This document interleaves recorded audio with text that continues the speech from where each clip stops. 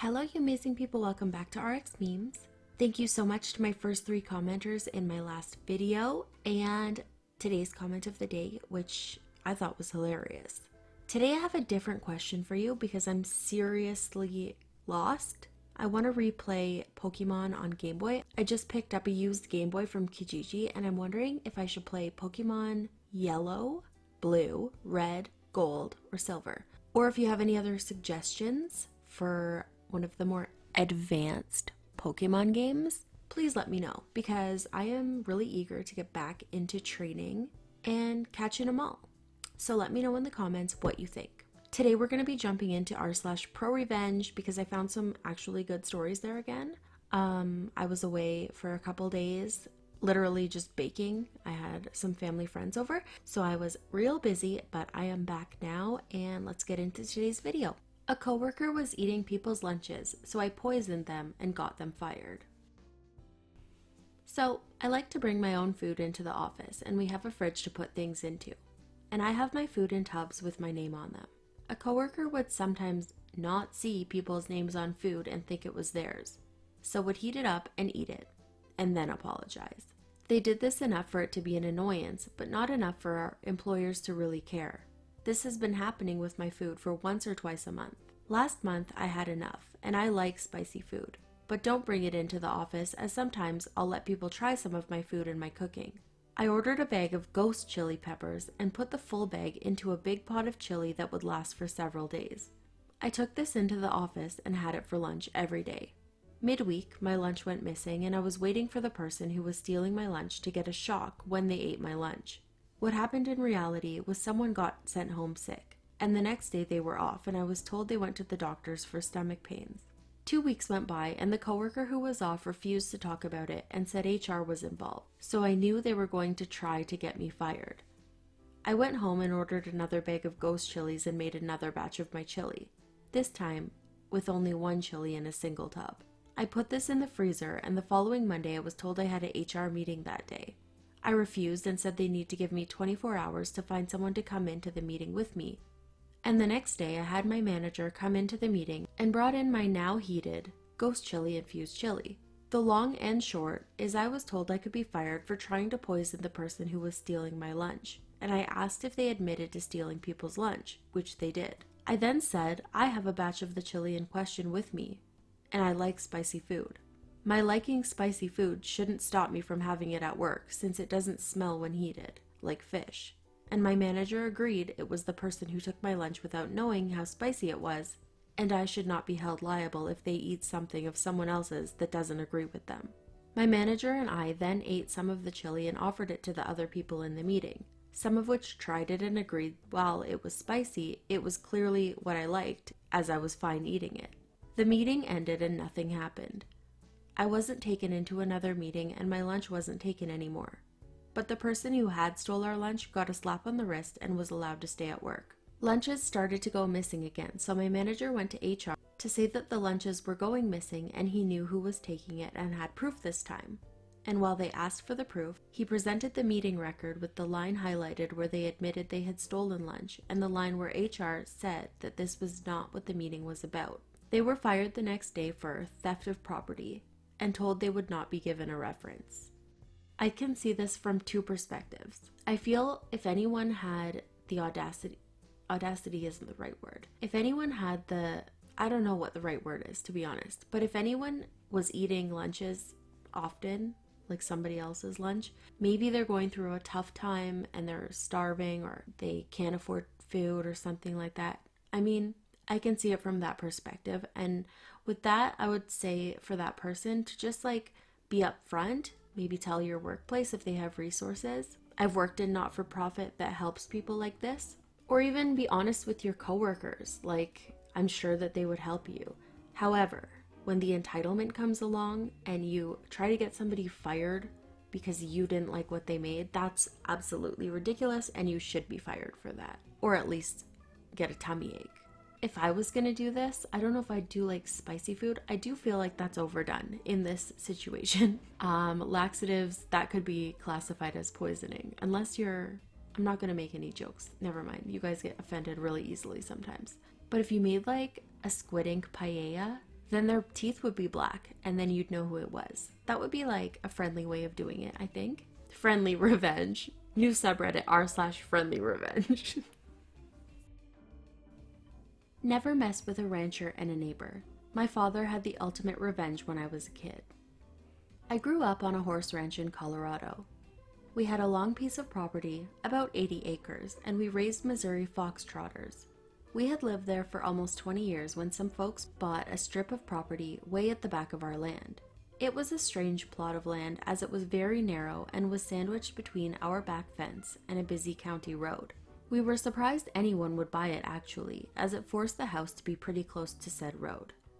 Well, we never meet these new neighbors until one day my dad gets a notice from a lawyer telling us that after having surveyed the property lines, our back fence encroaches on their property between 3 and 6 inches, depending on the spot along the fence line.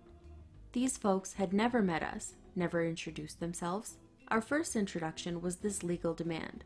My father was a salt-of-the-earth kind of man, very kind, but also very strong-willed.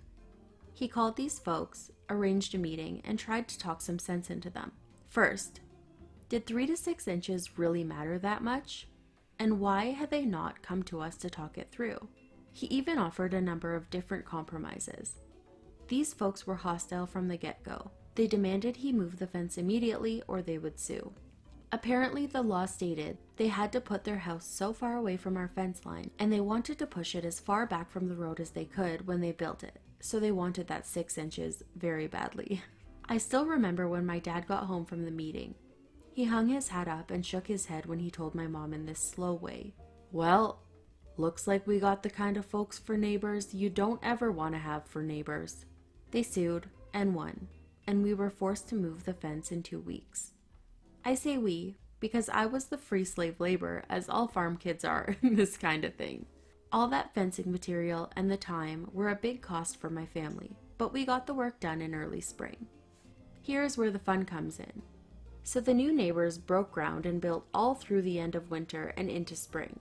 The very next weekend after they had moved into their house, Dad rousted me out of bed and we took the big truck into town to the lumber yard. I was extremely puzzled as we loaded up a bunch of fencing material and building supplies. We didn't have any big projects going on that I knew about, and I kept asking him what it was for, but he just told me to wait and see, with a devilish smile on his face. We built a pen and a small enclosure very near our back property line, directly behind the neighbor's new shiny house. The next day, one of our farm friends delivered half a dozen pigs to their new home. Dan insisted on feeding those hogs table scraps and all the things that would go in the composter, as well as some good balanced hog feed to keep them healthy. Now, you may not know this, but the smell of pig excrement is directly related to what they eat and their pen. Table scraps make them smell bad, and I mean bad. I had to drive the four-wheeler back there every day to take care of them, and within a month, halfway there and my eyes would start watering and it smelled so bad. When we mucked out the pen with the bobcat, we also made the pile right next to the pen. I can't even imagine how bad the smell was living in that house. The neighbors, of course, freaked out, and again, without ever even trying to talk to us, went the legal route. They lost. The area was zoned agricultural, and my dad had done his homework to make sure he was breaking no laws or regulations. The pigs were far enough from us and our other neighbors that it didn't bother anyone but the people he wanted it to bother. Come fall, when winter moved in, we sold the pigs to slaughter, and Dad stacked up a bunch of building supplies next to the pen and let the neighbors know we would be expanding the profitable operation in the spring when they came out to scream at him. He smiled the whole time, speaking in his slow, steady way. The new neighbors sold their new house in January when the ground was frozen, and the new owners would not smell the pen. Though, as soon as the old neighbors were gone, we tore down the enclosure, spread the nasty stuff on the hayfield, and the new neighbors never had any bad smell come spring. They were also great neighbors, and are still lifelong friends. Never mess with a rancher. Karen wants $1,000 cash for $10 coupon sent to wrong address. Pays more in legal fees. Reposted with names. This story is from a few years ago when I worked in the legal department of a 1,000 plus store national retailer. As part of my job, I handled customer complaints that elevated when the customer threatened legal action. Our customer service call center forwarded Karen's call to me after she threatened legal action. Karen left a message claiming that she was not provided $10 in customer reward coupons. Spend $200, receive a $10 coupon in the mail sort of thing. This was before apps. Based on her purchase of clothing for her son and daughter for back to school. I looked into it and called Karen back. It turned out we had an old address associated with her rewards account. No big deal, right?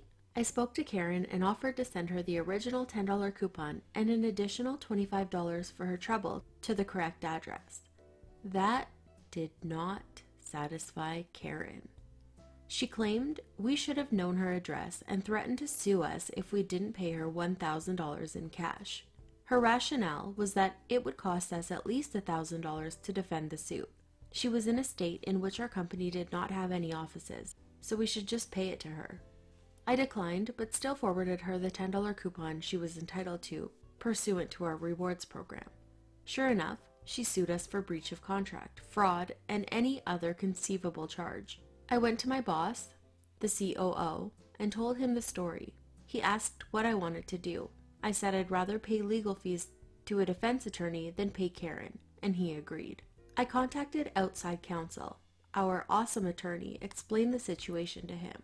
And I shit you not, he said, in a southern drawl, I get to sue Karen? I should be paying you guys. There are a lot of lawyers in this legal community who would love to sue her as she is reckless, unpleasant, and a total pain in the ass to deal with. I'll gladly take your case. He agreed to defend us at a reduced rate. Part of our defense strategy was to countersue her under the state's frivolous lawsuit statute, which would move the suit from small claims court to the larger civil court. Awesome Attorney filed our answer and counterclaim. Although Karen was an attorney, she was not a defense attorney, so she had to engage her own attorney to defend against the counterclaim. After a couple of hearings, she offered to settle for no more money exchanged. She didn't even get the extra $25 coupon I offered her, and the dismissal of both suits. I talked with Awesome Attorney about continuing our claim, but he advised it would probably be worth settling and being done with it rather than being vindictive. Although vindictive would have been fun, courts tend not to like that, so I agreed. My company ended up paying Awesome Attorney $900 in attorney's fees. Awesome Attorney later called and told us that the attorney Karen engaged charged her $1,700 to defend the suit. Although I would have liked to continue with our suit, I think her having to pay $1,700 over a $10 coupon sent to the wrong address is sufficient justice. Better watch out, 'cause she's suing everybody. Alright everybody, that's it for today's video. I hope that you liked it. I thought these stories were really good. Kinda innocent, compared to the usual. If you liked today's video, I would love to ask you to subscribe. I'm gonna be doing another 1-hour special when we hit 6K, so that's gonna be fun. And don't forget to let me know what Pokemon game you think I should play. I hope that you all have a really good day, and I will see you in tomorrow's video. Bye!